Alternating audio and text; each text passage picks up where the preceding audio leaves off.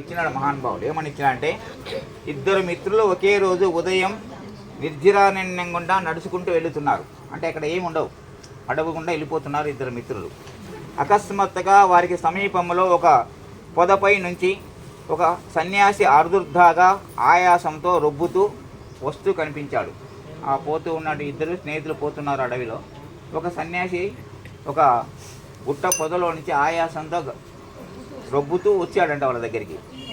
వాళ్ళిద్దరూ ఆయన ఆపి ఏం జరిగింది, ఎందుకు అలా భయపడుతున్నామని అడిగారు. అందుకైనా అదిగో అక్కడ కనిపిస్తున్న పొదలో మనుషులను చంపేది ఉంది అన్నారు. అక్కడ ఒక పెద్ద పొద ఉంది, ఆ పొదలో మనుషులను చంపేది ఉంది. అది పులా పామ తేలని చెప్పట్లే ఆయన, మనుషులను చంపేది ఉంది అన్నాడు. వాళ్ళిద్దరూ భయంతో అక్కడ పులి ఉందా అని అడిగారు. కాదు, దానికన్నా ప్రమాదకరమైంది, పులి కంటే ఇంకా ప్రమాదకరమైనది.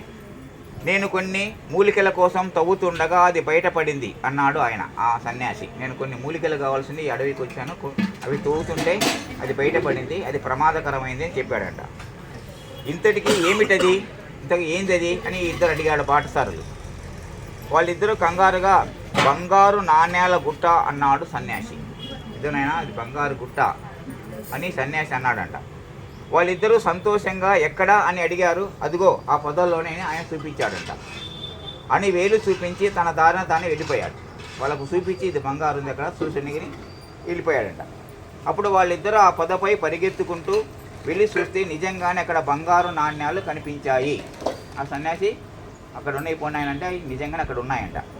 ఆ సన్యాసి ఎంతో మూర్ఖుడు అని వీళ్ళిద్దరు అనుకుంటారు. బంగారు నాణ్యాలు ఉంటే మనకు చూపించి ఆయన వెళ్ళిపోతున్నాడేది, వీడెంత తెలివి తక్కువడు సన్యాసి అని వాళ్ళిద్దరు అనుకున్నారంట. బంగారు నిక్షేపాన్ని పట్టుకొని మనుషులను చంపేది అంటాడేమిటి అన్నాడు ఒక మిత్రుడు. అరే, బంగారు ఉంటే బంగారును పట్టుకొని అది మనుషులను చంపేది అంటాడు, ఏంది నీకు తెలిసినా తెలియదా అని వీళ్ళిద్దరు ఆయన గురించి అనుకుంటున్నారు. అతడి సంగతి వదిలే, ఆయన ఏదో పోయినా మనకు చూపించదు. ముందుగా ఇప్పుడేం చేయాలో ఆలోచిద్దాం, మన ఇద్దరం దాని గురించి ఏం చేయాలో ఆలోచిద్దాం. పట్టపగలే బహిరంగ దీన్ని మోసుకుని పోతే ఊర్లో జనాలు అనుమానపడే అవకాశం ఉంది. బంగారు నాణ్యం అక్కడ ఉన్నాయి, అవి తీసుకొని పోతే మిగతా వాళ్ళు అసూయపడతారు, మళ్ళీ మన ఎమ్మడి పడతారు. కాబట్టి మనం దీన్ని కాపలా ఉండాలి. మనలో ఒకరం దీనికి కాపలా ఉందాం. నేను ఇక్కడ కాపలా ఉంటా, మరొకరు ఊరిలోకి వెళ్ళి భోజనం తీసుకొని వద్దాం. నువ్వు ఇక్కడే కూర్చో, నేను పోయి భోజనం తెస్తాను. వాళ్ళిద్దరు ఒకరొకరు మాట్లాడుకొని, ఒకరు కాపలా ఉన్నాడు, ఒకడు భోజనానికి వెళ్ళిపోయాడంట. అనుకున్నట్టే ఒక మిత్రుడు బంగారం కాపలగా ఉన్నాడు, రెండో వాడు ఊరిలోకి వెళ్ళాడు. ఈలోగా మొదటి వాడు ఇలా అనుకున్నాడు, ఈరోజు నేను ఒంటరిగా ఉంటే ఎంత బాగుండేది, అంతా నాకే దొరికేది అనుకున్నాను. ఇప్పుడు అనవసరంగా నేను అతనికి సగం వాటా ఇవ్వాల్సి వస్తుంది అని అనుకున్నాడంట. సరే, బంగారు కూడా మరి ఎక్కువగా లేదు, నా కుటుంబం చాలా పెద్దది, దాన్ని పోషించడానికి ఈ బంగారం అంతా నాకే దక్కితే బాగుంటుందని అనుకున్నాడు. వాడు వచ్చి రాగానే కత్తితో పొడిచి చంపేస్తాను, ఎవరికి అనుమానం రాదు, బంగారం అంతా నేనే తీసుకోవచ్చు అని అనుకున్నాడు ఆ కాపలా కాసుకున్నవాడు అని ఆలోచనది. ఇంకా మూడే పోయిన వాడులే. అలా అనుకొని కత్తిని నూరి బాగా సిద్ధంగా ఉంచుకున్నాడు అక్కడ కాపలవాడు.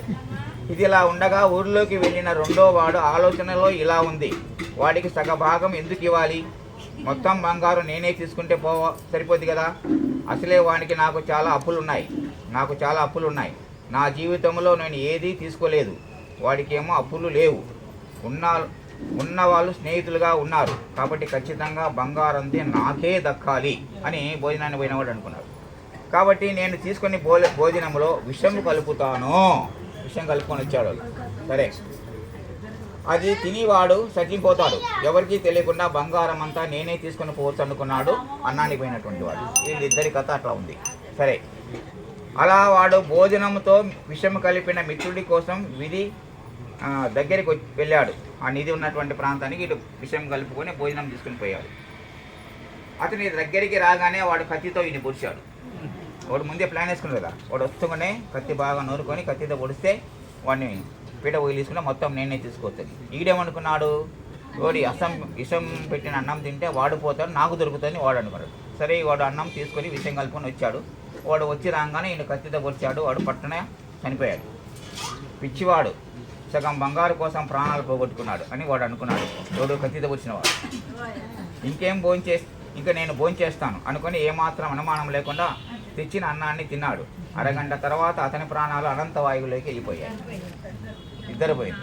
అంతా సన్యాసి మాటలు ఎంత నిజమో కదా అనుకున్నారు చివరి క్షణాల్లో. లాస్ట్లో ప్రాణం విడిచే ముందు అరే సన్యాసి చెప్పింది నిజమే. అదేంటి? అది ప్రాణాన్ని పోగొట్టేటువంటి మృగానికన్నా ప్రమాదమైంది అది. అందుకే మృగాలు ఒకరిని తింటాయి, ఇవి డబ్బు అందరినీ తింటుంది, అందరినీ నాశనం చేస్తుంది అనుకొని రూపాయి నువ్వేం చేస్తావని అడిగితే హరిశ్చంద్రుని చేత అబద్ధం ఆడిస్తాను. డబ్బులుంటే ఏం చేస్తాం? సత్యవంతులను కూడా అబద్ధం ఆడిస్తాం. హరిశ్చంద్రుని చేత అబద్ధం ఆడిస్తాం. భార్య భర్తల మధ్య చిచ్చు పెడతాను, కలహాలు పెడతాను. రూపాయి ఉంటే డబ్బుల కోసం భార్య భర్తల మధ్య కలహాలు పెడతాయి. తల్లి బిడ్డలను విడదీస్తాను. డబ్బు కోసం ఏం చేస్తున్నారు ఇప్పుడు? తల్లిని నమ్మి పిల్లలు జీవించడం లేదు, పిల్లలు నమ్మి తల్లి జీవించడం లేదు. ఆమె మీద ఈమెకు నమ్మకం లేదు, ఈమె మీద ఆమెకు నమ్మకం లేదు. అన్నాదమ్ముల మధ్య వైరం పెడతాను, అన్నాదమ్ముల మధ్య వైరం పెడతాను. ఆఖరికి ప్రాణ స్నేహితునికి విడగొడతాను, ప్రాణ స్నేహితుడైనటువంటి కూడా విడగొడతాను. ఏది ఉంటే డబ్బు. ఆ విధంగా కాబట్టి రూపాయి విషయంలో జాగ్రత్తగా ఉండాలి. కాబట్టి డబ్బుల విషయంలో జాగ్రత్తగా ఉండాలి. డబ్బు కోసం ఆశపడితే లాస్ట్కు ఏదో అంటారు మన వాళ్ళు, ఆశకు పోతే గోసులు ఎదుర్కొన్నది. మనం ఆశపడకూడదు, ఉన్నదాంతో తృప్తి చెందాలి. ఒకవేళ దొరికింది అనుకోండి, ఇద్దరం పోతున్నాం, ఇప్పుడు మనం గుడికి వస్తాం, ఒక అట్టి పండు ఏం చేస్తామమ్మా? చెరసగం తీసుకుంటాం. ఆడికి పోయి ఆడ రాళ్ళు ఉండే కానీ అడేసి రాకపోయి ఇటు ఒక్కటి తింటేటుంటుంది. స్వార్థం. కాబట్టి ఆ స్వార్థం ఉండకూడదు, ప్రేమతత్వం ఉండాలి, మంచి ఆలోచన ఉండాలి. కాబట్టి ధనం అనేటువంటిది ఒక పిశాచి. అందుకని ధనం కావాలి. కనం ఎలాంటి ధనం కావాలంటే మంచి ధనం కావాలి. మనకు పేరు ప్రతిష్టలు ఇచ్చేది, మనం దాన ధర్మం చేసేదానికి మంచి మనస్సు ఇచ్చేటువంటి ధనం కావాలి. అందుకని మన మనస్సు ఎప్పటికి ఎలా ఉండాలంటే గివ్ గివ్ గివ్, ఇస్తూ ఉంటే వస్తూ ఉంటుంది. ఎవరు చెప్పారు ఈ మాట? వివేకానందుడు. స్వామి వివేకానందుడు ప్రపంచ దేశాలకు ఉపన్యాసం పోయినప్పుడు ఆయన చెప్పాడు, మనం ఎవరికైనా ఇవ్వాలంటే ఇస్తూ ఉంటే వస్తుంటుంది. మనం ఎవరికి ఇవ్వకుండా పిడికిలి పట్టుకుంటే మనందరికీ ఎవరు రారు. మనం ఎప్పుడు పిడికిని వదలాలి, మనం అనేది ఎప్పుడు పిడికిలితో మూసుకొని తింటామా? ఎట్లా? మొత్తం 5 ఏళ్ళతో కలుపుకొని పిడికిలి పెట్టుకొని తింటాం. కానీ మనం ఇచ్చేటప్పుడు కూడా ఎవరికైనా ఇవ్వడం నేర్చుకోవాలి, కానీ ఎప్పటికీ ముడుచుకోకూడదు, విశాలంగా ఉండాలి, ఓపెన్ చేయాలి. అందుకని డబ్బు ఉందని ఓపెన్ చేయాలి. ఓపెన్ చేయాలంటే బజార్లు పెట్టుకోండి కాదు, బీరువాలు పెట్టుకోవాలి, దాన ధర్మాలు చేయాలి, అవసరాలకు ఉపయోగించుకోవాలి. కష్టాలలో ఎవరికైనా ఇబ్బందిగా ఉన్నటువంటి సహాయం చేయాలి. అలాంటి మనస్తత్వం కావాలి. అలాంటి మనసుని ఇచ్చేటువంటిది అమ్మ, జ్ఞానప్రదాత గాయత్రి మాత. సూర్యుని యొక్క కిరణాల ద్వారా ఏర్పడినటువంటి ఆ మంత్రం గాయత్రి మంత్రం. అలాంటి మంత్రాన్ని మనం ఉచ్చరిస్తే మనకు అరిష్టాలు లేకుండా, కష్టాలు లేకుండా, ఇబ్బంది లేకుండా మన సమస్యలను పరిష్కారం చూపిస్తుంది. కాబట్టి సమస్యలు వచ్చినాయని, పరిష్కారం వచ్చిందని మనము మరణాన్ని కొని తెచ్చుకోకూడదు. సమస్యలు వస్తే ఇప్పుడు ఏం చేస్తాం? ఆలోచించాలి. చదువుకునేది ఎందుకు? మనం సమస్యలు వస్తే ఆలోచించాలి, సమస్యకు పరిష్కారం దొరుకుకోవాలి. మహాత్మా గాంధీ కూడా సమస్యలు వచ్చినప్పుడు ఏం చేశారు? భగవద్గీతలో ఏదో ఒక శ్లోకాన్ని చదువుకొని తెల్లారసరికి ఒక మంచి ఆలోచన వస్తుందంట ఆయనకు. మరి సమస్య వచ్చిందని ఆయన ఉరేసుకుని చావలే. ఏం చేసినాడు? భారతదేశానికి స్వాతంత్రం రావాలని ఆలోచించాడు. అందుకని ఆయన ఏమి చెప్పాడంటే డూ ఆర్ డై అన్నాడు. చెయ్యండి లేకపోతే సావండి. మీరు ఉద్యమం చేస్తే మనకు స్వాతంత్రం వస్తుంది, లేకపోతే బ్రిటిష్ కాళ్ళ కింద పడి సావండి. అది ఆయన చెప్పింది. డూ లేకపోతే డై. చెయ్యండి, ఉద్యమాలు చేయండి, స్వాతంత్రాన్ని సంపాదించుకోండి. మన భారతదేశం